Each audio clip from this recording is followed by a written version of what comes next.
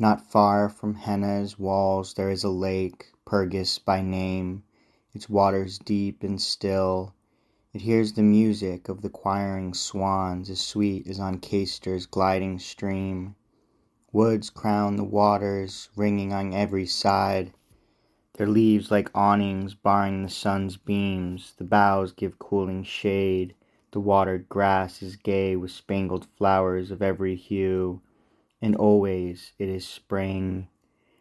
Here Proserpine was playing in a glade and picking flowers, pansies and lilies, with a child's delight, filling her basket and her lap to gather more than the other girls, when in a trice Dis saw her, loved her, carried her away. Love leapt in such a hurry. Terrified in tears, the goddess called her mother, called her comrades too, but oftenest her mother. And as she torn the shoulder of her dress, the fold slipped down and out the flowers fell, and she, in innocent simplicity, grieved in her girlish heart for their loss too. Away the chariot sped, her captor urged each horse by name and shook the dark-dyed reins on mane and neck.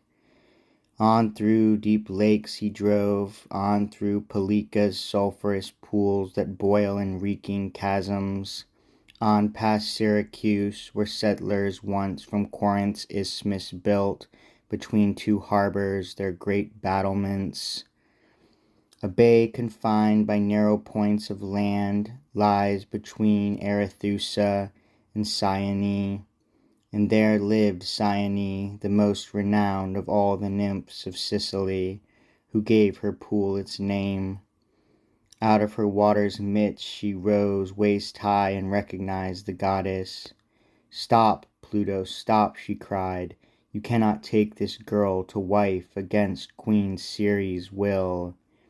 She ought to have been wooed, not whirled away. I too, if humble things may be compared with great, was loved. Anapis married me. But I was wooed and won, not like this girl, frightened and forced. She held her arms outstretched to bar his way, but Saturn's son restrained his wrath no longer, urging on his steeds, his terrible steeds, and brandishing aloft his royal scepter in his strong right arm, he hurled it to the bottom of the pool.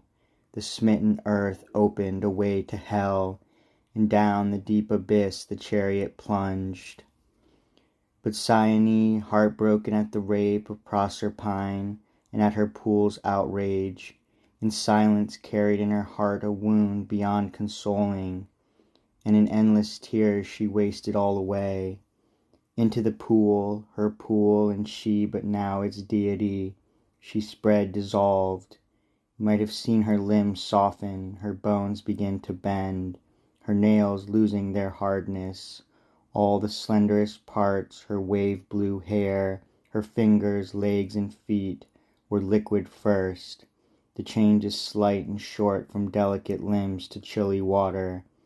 Next her shoulders, back and sides and breast dissolved in slender rivulets and disappeared, and last, in place of warm and living blood, water flows in along her wasted veins, and nothing now that you could grasp remains. Ceres meanwhile in terror sought her child, vainly in every land, or every sea, never the dawn rising with dewy hair, nor ever the evening star saw her at rest. She lit pine torches, one in either hand, at Aetna's fires, and through the frosty dark bore them unsleeping. When the friendly day had dimmed the stars, she sought her daughter still from sunrise until sunset, hour by hour.